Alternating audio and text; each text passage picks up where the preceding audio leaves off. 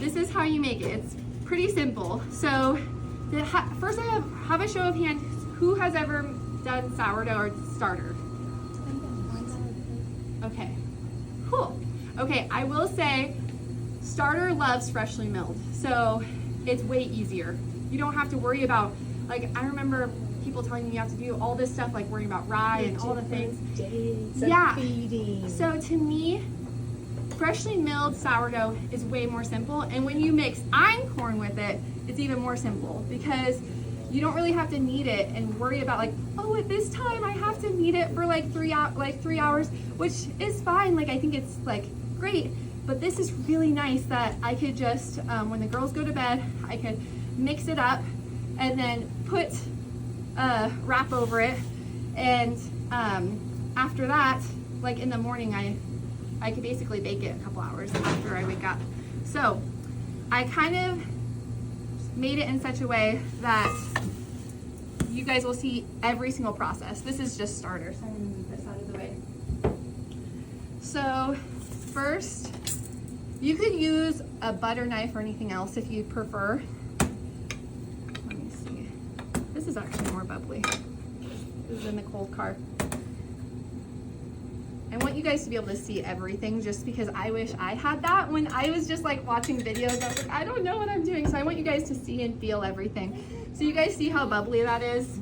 That typically means that's probably ready and such. And this was even in my fridge and it still worked out great. And this one, it's not as bubbly, but it's warmer. So I think I'm gonna use this one. Just a few days ago? Okay, yeah, I wanted to explain that. So I researched, because freshly milling, you lose the nutrients after like 30 minutes. But when you ferment it, it actually keeps in the nutrients, as well as it actually becomes more bioavailable to your body. Because if, let's say you make a pancake batter with einkorn or something like that, set it in the fridge, it's gonna turn black. This isn't black. I bulk made the batter and I didn't cook the pancakes. Yes. So I was until 2 making pancakes. Oh last night, 'cause I was like, my batter it turned gray. Yeah. On the top. Yeah. Yep. Like, So you want it, yeah. So that's kind of a blessing with sourdough too. You could, like, there's some days, I know you've done this too, you could pre-make, let's say Wednesday's gonna be a busy day for you with church activities and all the things, you could pre-make your pizza dough or something the day before and then just bake it. So I love sourdough for that process, and it's more bioavailable nutrients to your body too. There's a lot of benefits. It's only 3 ingredients.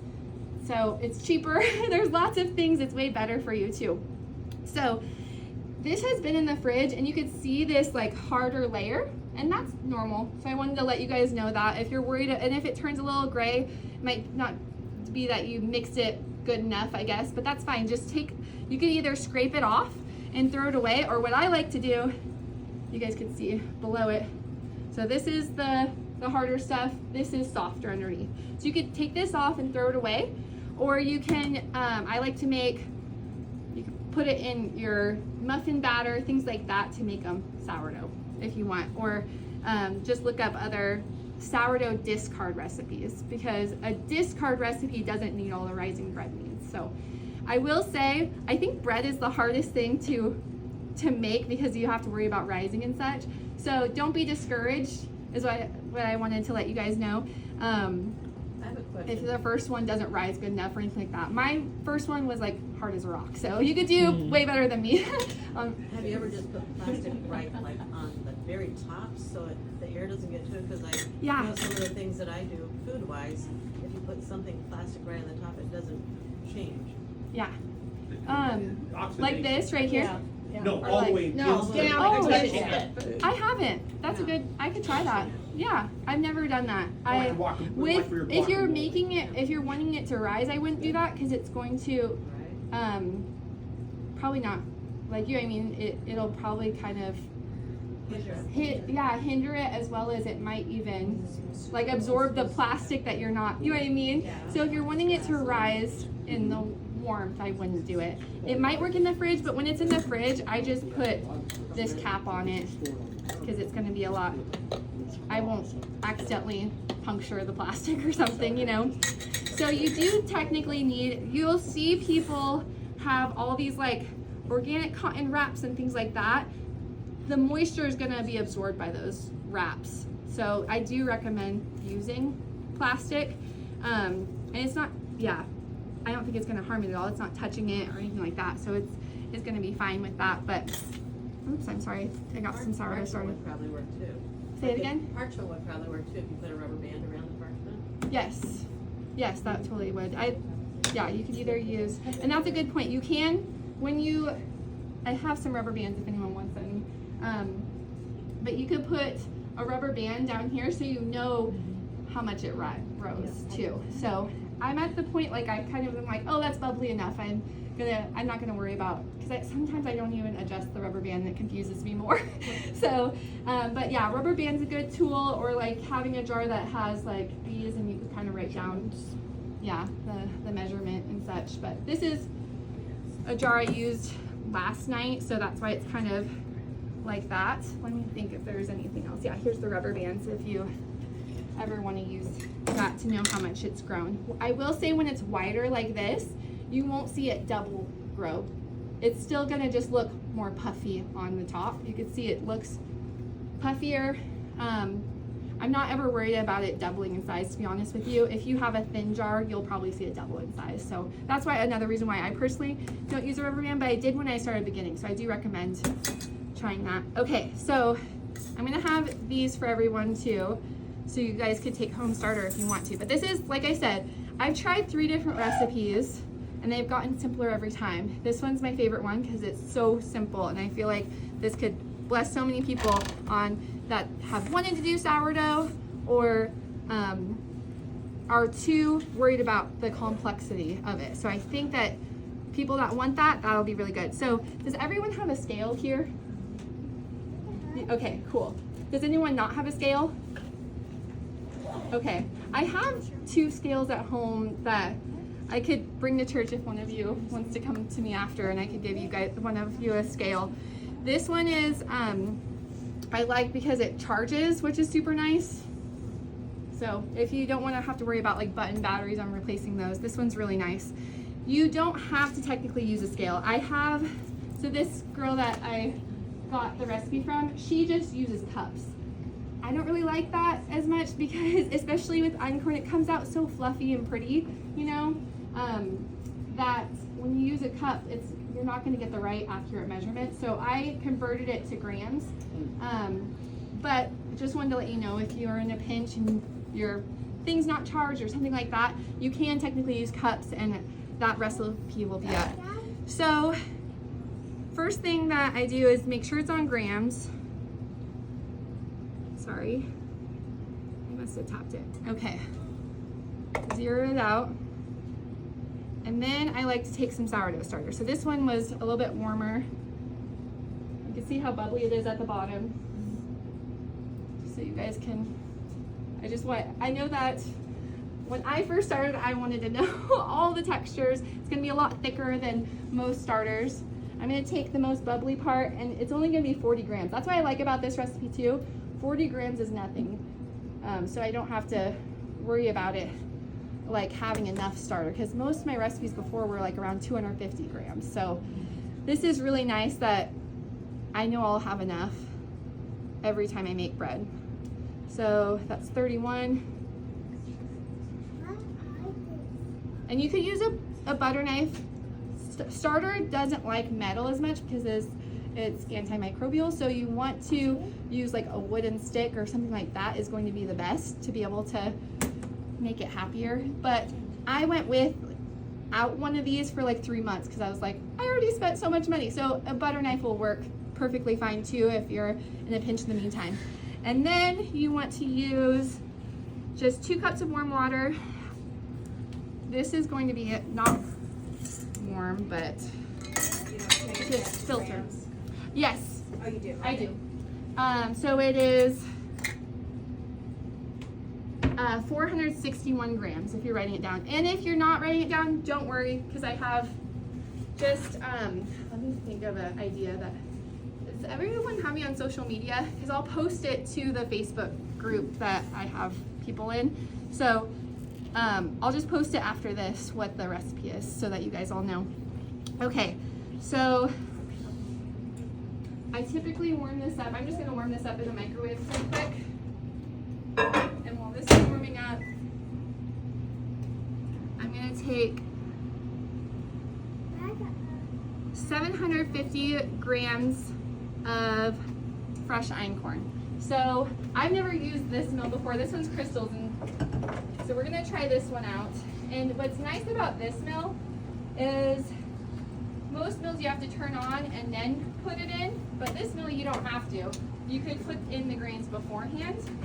And make sure it's tight. So I'm gonna take einkorn berries, and I'll have to post, if anyone has a paper, this really helped me out, but 3/4 of a cup equals out about a cup of einkorn berries. I don't think that's with every single kind of grain, but just to help you out measuring wise, if you're looking for specific measurements when you're milling. So the whole berries makes a cup. The whole, what's that? You said the einkorn berry before you mill Yes, it. 3/4 of einkorn berries before you mill it equals out 1 cup. So that's another reason why einkorn berries are a lot cheaper too. So that's super nice. Okay. How I know it's warm enough is I'll test it with my pinky. If it feels like warm bath water, it's good.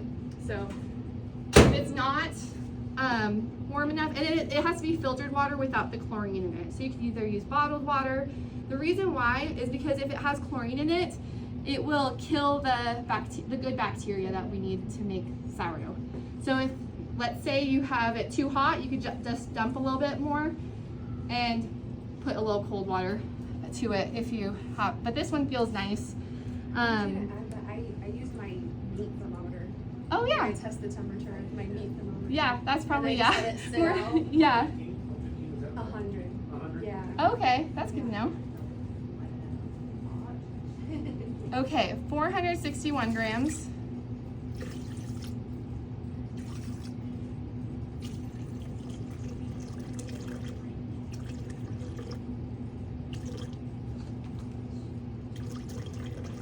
Okay, that's a little bit over. I got 480. So let's say if you accidentally go a little bit over with water, that's no problem. That's about 20 grams over, so I'm gonna take some out.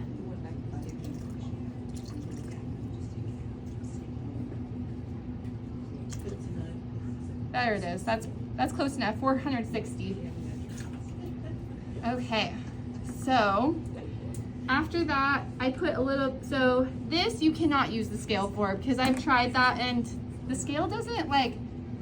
Salt is just so light. It doesn't really capture it on the scale. So I use 1.5 teaspoons. So this is a teaspoon, and then I'm just gonna take half of it. I'm not too picky about it. But 1.5 salt teaspoons. are you using there? You're not using iodized, you're not using table salt? Is that No, like a Himalayan pink or something? This is Redmond's real salt. Okay. Yeah, and Redmond's real salt, it's going to have the minerals that we need in our body for it. Most salt has fillers and such in it, which is not good for us. As well as it does have iodine. It has the most iodine in it out of all the good salts. So this is a good salt. And if you go to natural grocers, I almost don't want to tell everybody because this is like a little secret, but I know I'm not gonna gatekeep it, I promise. But there's like underneath the Redmond salt that has the pretty label on it at natural grocers. If you go under it, they have a bulk version that's half the price. So it's like $8 for the same size for the one with their label on it, which is $4 for their bulk one. So that's a little tip if you want to go there. There's also Jacobson I just heard about. That one's supposed to be the best, and I just bought that too. I just haven't used it yet. I haven't run out of this, but that's a good one as well for minerals. So I grind my salt. Would that be comparable or not? Yeah, you might want it fine. For bread, you just want to make sure it's fine enough that it's getting all throughout. But yeah, that's really great. Okay, so after this, I want to take it off the scale just so that it doesn't mess with I don't want to mess with it losing its stuff. So this is going to be your best friend. If you don't have one, you could just use a fork in the meantime, but this is really great to be able to whisk it really good especially with sourdough. You don't need like a fancy mixer at all. Actually, Einkorn, I do usually use a mixer, to be honest with you, like, but I usually have a baby on my hip too, so it's not really like a need. You could just use this. I also wanted to mention, you also want to use glass bowls if you have them. If you only have stainless steel bowls, you're going to be fine. It's not going to ruin your process, but you're going to get the best results with a glass bowl because, again, being a sourdough starter and such, it's going to rise a lot better, not having all the, like, it being antimicrobial. You know what I mean? You want the good bacteria. Oh yeah, it won't rise very well. So ceramic, glass, things like that, that'll be good for a bowl. Okay, you guys can see it's with the warm water and salt, it's nicely blended. Now we're gonna move on to freshly milling. I use an old crock pot bowl that I got from et cetera when the thing went out, and I just any type of money saving thing is great. I really recommend anything that you have in your own kitchen. You just start, you know, even if you just have a stainless steel bowl, just start. You're gonna be thankful that you started, and then eventually you could get something at Etc. or wherever, you know. I've gotten like a glass, not this one, just a tiny one, a glass bowl from there, and it's super, super handy. So the next thing is going to be I'm going to teach you how to use a mill next. So this is really simple. People think like, oh, you mill your own flour, like you're fancy. And I never was a baker before this. I did it for the nutrients, you know. So I always am like, I feel like a fraud when people think I'm like this fancy baker, you know. But it is going to taste like you are a fancy baker because it tastes delicious when you freshly mill because it's so fresh and so delicious. So you can let people think that you're a fancy baker too if you have a mill. Okay, so this is the first time I've used this one. I wish I knew all the things with this particular one. Let me grab my cup. Here it is. Thank you. So I typically just like turn mine on and just start dumping and being like, oh, any extra flour, I'll just put in the freezer that I could use for like kneading for something else, you know what I mean, something like that. So I don't mind having a little extra flour in the freezer if it's just a little bit. It's not going to have as many nutrients as if it's fresh though. But if you do have any extra flour, don't leave it out. It'll go rancid really fast. It'll last about 4 months in the freezer and about 4 days in the fridge. But you're going to lose your nutrients more too. So best if you could freshly mill. Let's do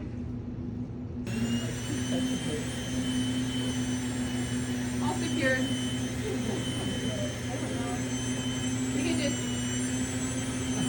I think it's because it's at a thinner rate is why it's a little slower. But the stainless steel ones are still faster than the stone ones. Okay, so we're gonna teach how to. This part's the easy part. I know it seems a lot longer, but when you're alone in your kitchen, it'll be really fast. It'll probably be 20 minutes at the max, like putting it all together, but I'm guessing more like 10 minutes once you get used to reading the instructions and in a rhythm. Going with it, I have to feed some starters anyway, so I'm fine with having too much. So 750, thank you. I'm like, where did I write that? This is just for one loaf. It takes a lot more flour with this one because I'm only using 40 grams of starter and it's a 10-hour. So it's nice. Since you don't have to knead it, you're gonna just go to sleep and it's gonna be doing the work for you, you know? It's about 10 grams over, so I'm gonna take a little bit out. But if it's not perfect, you're gonna be fine. It's not that picky. It's just, I wanna get it as close as I can. And then you just stir it. And the main thing with Einkorn is that you don't overmix. So if you do use a mixer, do it like 30 seconds max. You don't want to overmix it because you're gonna break down that protein that allows it to rise, the gluten protein. So since it barely has any of that protein in it, it's going to it barely has any gluten in it, it's going to be more like a shaggy dough. It's going to be a lot thicker. It's not going to feel like I said, this is my sourdough einkorn is my first ever bread. I was determined. It was a lot of trial and error. That's why I want to teach you guys something that's an easy recipe that I'm like, okay, this is something that I wish I would have known when I started. When I started, I didn't know about the mixing either, so I put it in my KitchenAid and mixed it, and it was like super hard because of the gluten. Like, Yes. So That's why my first love. So I wanted to try to start sourdough, and my stepmom was super sweet, and she's like, Cheyenne, you just have to start. I'm like, but I need to research more. She's like, no, just start. So then I did. I used a recipe that my friend gave me, and it was for like all-purpose flour. It was literally as hard as a rock, and I was just like, I can't. It was just a dough form. I was like, I know this is not gonna turn. I've never baked in my life a loaf of bread, but I just gave it to the girls to play with Play-Doh that day. I'm like, here. So they loved it, and I was like, I felt like a failure. I'm like, who am I? Like, I just bought a mill, and I don't know what I'm doing. When I messaged you, like, how come my dough doesn't look like theirs? I know. Yes. Oh, that's a good point. So a lot of people will say that they're using all-purpose, but for a picture they use white flour just to make it look more clickable for people. And I was so hard on myself. Like, does it never look like theirs? Like, it wasn't. It's going to look dark. Yes. And I'm like, what am I doing wrong? My dough doesn't look like theirs. This is what it should look like, dark. If that, I'll show you guys the process. Okay, so it's pretty shaggy now. I'm gonna give you all the tips too after this, what I do. Okay, you guys wanna, it's gonna be very sticky. If you could prevent putting most of this stuff in your pipes, that's the best. So sometimes I like let it soak in here. Oh, it's like a bowl with water, and then I just dump it in the grass or something. It'll be good for your grass. It shouldn't hurt your pipes too much if it's just a little bit, but flour and water is like glue, so you just want to be careful too. And then, so you guys can see it took like, I don't know, 30 seconds to whip up. Not very long. That's why you don't technically need to invest or use that money to invest in a mill. I feel like that's more important. And then I just wipe it off with my fingers, or you could wipe this off too if you don't want to worry about. And then what I like to do is saran wrap. You could also use what I use on this one, just be fast. You could buy disposable shower caps, and you don't have to really think much about it. That's a good tip too. That's what I sometimes do, but you can use saran wrap. And then you're gonna wait 10 hours. So what I like to do is just take a marker, and let me do the math on this. Oh yeah, you have my phone. Okay. Okay, so about 1 o'clock. So what's 10 hours from now? Is that 11? Okay, so I'll put 11. This is another reason why I didn't want you guys all to make your own breadsticks, because I don't want you to stay up till 11 p.m. So usually I'll have inside the recipe thing a good schedule, like before bed do this, you know, that type of thing. So 11 p.m. Is when it'll be ready. I usually set an alarm clock in my phone, and you could write down what in case you're making more stuff, you could label it too, if you want to. But that's kind of what's nice. And then another thing, a lot of recipes, even the original girl that made this recipe, she's like, just put a flour towel on top. That's gonna soak up all the moisture. You're not gonna get much rise. It's gonna be kind of like hard and not great. So just use saran wrap, or you could even use a glass plate. That'll work fine too. So that way it gets all the moisture it needs. It's not being taken away from it. Okay, so fast forward 10 hours, pretend it's 10 to 15 hours, so it's pretty forgiving. It's going to be a lot more sour if you wait longer. So, but it's all written down. Don't worry about remembering all the numbers. Okay, so I'm going to move all this stuff since we don't need it anymore. This will be your best friend. You can't really, maybe you could buy them at the Milford Market. I bought it on Amazon. You can get like a 3-pack for like $3.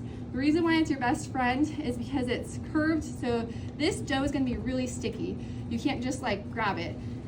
I love this. I mean, you could technically try to use a spatula. I think I tried to get by that way, but if you could invest like the $3, I would totally do it. And then It's a bowl scraper. Bowl scraper. And you could technically use it to kind of mold your dough too, in a sense. So what we're gonna do is, next we're gonna put it, have you ever heard of a banneton? What this is?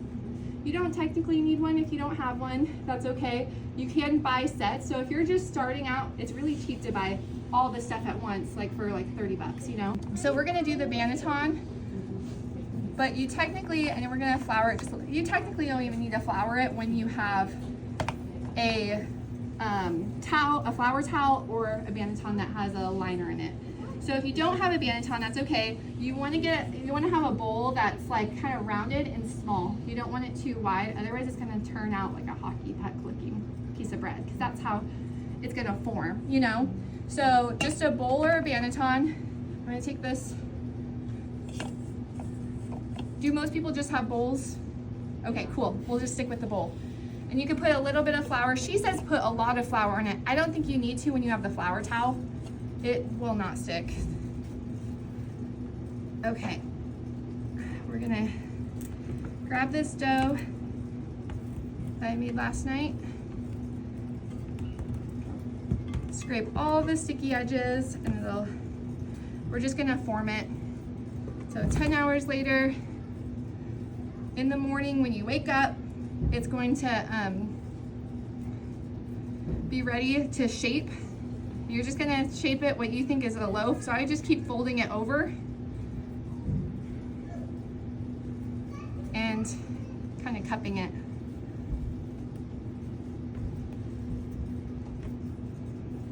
And then that's it. And then you kind of have to seam together the edges a little bit. And then you could use either a shower cap like this, put it on top, leave that on your counter for, set your timer for 2 hours, or on your phone for 2 hours, and then you can bake it. So I'm gonna fast forward 2 hours, okay? Just so you guys know how to do everything, because I know I would wanna know. Okay, pretend this is, it'll rise beautifully, it looks super pretty, all the things. It bakes at 500. You want to, in an hour and 30 minutes, actually set your timer. It says it's all in the instructions. I'm sorry, I feel bad, but I'm like, it's a lot of information, but just read the instructions. You'll get it easily. So you're gonna preheat the oven with your, who has a Dutch oven in here? Okay, let's see. Okay, perfect. So if you don't know what, I didn't know what a Dutch oven even was when I first started, and so this is a Dutch oven. I asked this for my Christmas present because I was like, I read everywhere that you can only use Dutch ovens. You technically don't need one. No, I need that in there. Oh, you're gonna, yeah. I'm gonna show how to use it.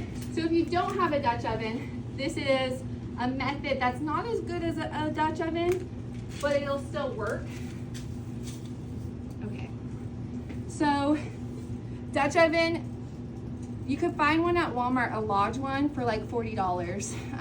I do think it's definitely worth the price, but if you're investing in a mill and other things, do this method. I'll show you in a second. So I'm gonna show you the Dutch oven method. So pretend it already preheated. This is really hot. I have oven mitts on, pretend, because you wanna be careful with this. And then you're gonna take this, it's gonna be pretty rounded, and then you're just gonna plop it in there. Okay, so usually it's not that perfect because it's hot, so I'm being more careful. So I usually have to just shuffle it to make sure it's kind of centered more. And then after that, you're going to make it, well, yeah, pretty, but what's scoring? I was like, what's the word? Scoring. So this is a scoring stick. You could buy them. The Milford Market has them. You could buy a set, like I said. That's what I did to get this like combined in the sourdough set.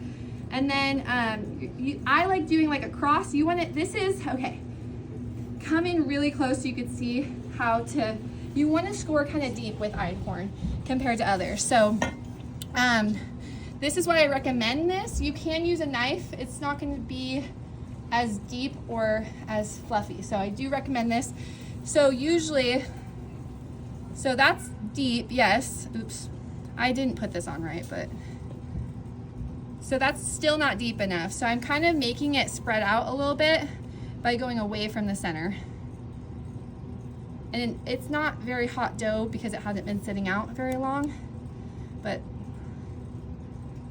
that way just try to do it kind of separate from the center. So if you can notice, you see how deep of a score that is? You want it nice and deep with its gluten level so it could kind of expand more. So I'll show you guys. Because I think We all watched your phone. Okay, good. Bless you. maybe, I don't know. Yeah, and you kind of like, if you can, kind of, if you see it kind of going close together, kind of use this to spread it out a little bit. I just from trial and error, I'm like, this is kind of nice.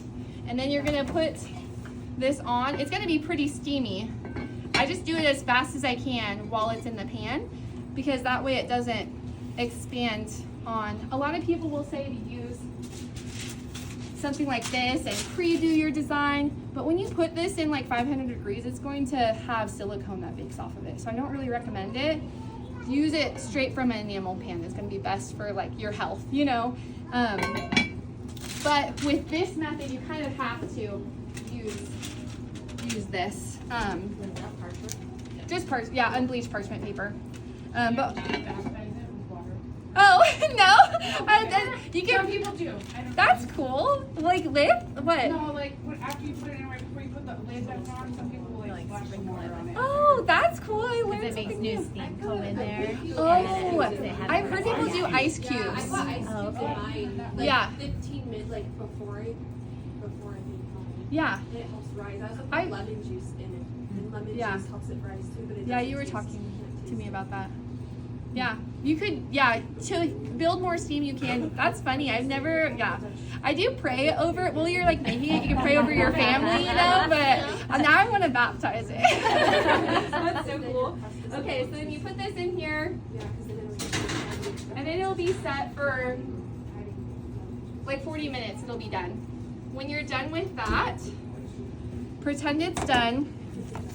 Right away, right out of the oven, you're gonna just plop it right down. It's just dough, but pretend, oh wait, I could just put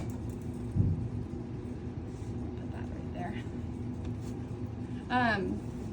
You're gonna plop your thing right there, and if it's, I'll show you guys an example. You'll know it's ready. Everyone's oven's really different, so you might have to take off the lid and do an extra 5 minutes if you see that it's not like crispy enough on the outside, things like that. But pretty much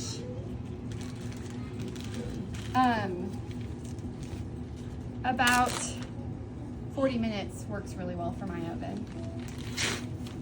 So I'm gonna show you guys, who in here doesn't have a Dutch oven? Okay, cool. Okay, I'm gonna show you guys next the method without the Dutch oven. So first thing you wanna do is boil some water. And this oven is preheated with a sheet pan and a saucepan. You know that one's on. Yeah, this is for some soup. There's no stove, so I just put it in there for soup. I hope it works out that it's warm. Okay, so let me grab this too. With this method, you do need this. I wouldn't put it on until you know your bread is ready to go in there.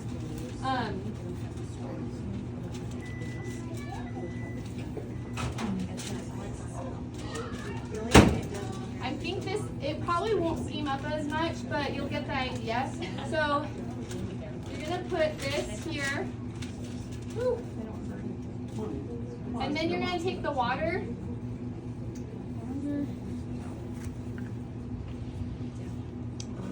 And you're gonna just carefully pour it in here. If this was up to 500 degrees and this was boiling, it would just start steaming like crazy. So you're gonna hurry and set that and then put the 40 minutes. You're basically making your own Dutch oven. And then, let's say if you already have a Dutch oven, you can still do this method because you can maybe use a bigger sheet pan too. So you're making multiple loaves. Yeah, I do that. I do it by salmon trays. Oh yeah, That method, yeah. Yeah, And it it helps works. it rise and it doesn't get too hard. yeah. Yeah, it keeps the moisture. Yeah, it's not dry. Yes. I will say that you guys, I will let you guys see the difference between the loaves. So I did this one as like a hash or like a tic-tac-toe board on this one. It's nice to have, like, you want to test it. It's hard at the bottom. That's really good, actually. That's what you want in a sourdough. So this was from the cast iron, and this one was from this method, just so you guys can see. It's a lot softer. So and it's a lot crispier on the top. So I personally like, if you could eventually invest in a Dutch oven, totally worth it. This one's a fancy one I bought this one on Facebook Marketplace, so it's secondhand. But when you buy them new, they're like, you don't have to spend $300. You can spend $40 at Walmart. Is that an enamel color? Yep. Is that enamel? I recommend enameled because that way you don't have to use parchment paper. And enameled is still natural. It's just glass. That's like, right. Yeah. Cast iron? Yeah, it's cast iron. You want cast iron because it's going to retain the most heat too. But, If you yeah. don't have cast iron, though, I know Isla, you don't have cast iron. That's okay. If it works, that's awesome. Does it work? Okay, cool. So if you don't have cast iron, you could use stainless steel or something too. Okay. If there's anything else. Is there any questions? Because basically that's just the whole bread making process. It's pretty.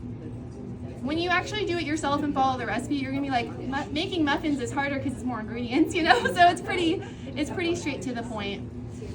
Starter, you do have to feed it. So let's say your starter's right here. After you're done making it, you just want to feed it the correct number. And I made these little cards for you guys you could take home. And it says, oh, this one I put some sourdough on it, so I got a little extra gift for someone on top. And then I put the instructions below, like helpful tips. A lot of people, like, I know I was nervous, like, oh, I have to keep this alive. But it's pretty simple. You just take it out once a week. You don't have to bake bread with it. I don't bake bread once a week. I think I told the last class, I break 4 loaves once a month, and those 4 loaves I use for the whole month. And I love using sourdough for other things, like I like to use like a berry crumble morning bar that's easy and things like that.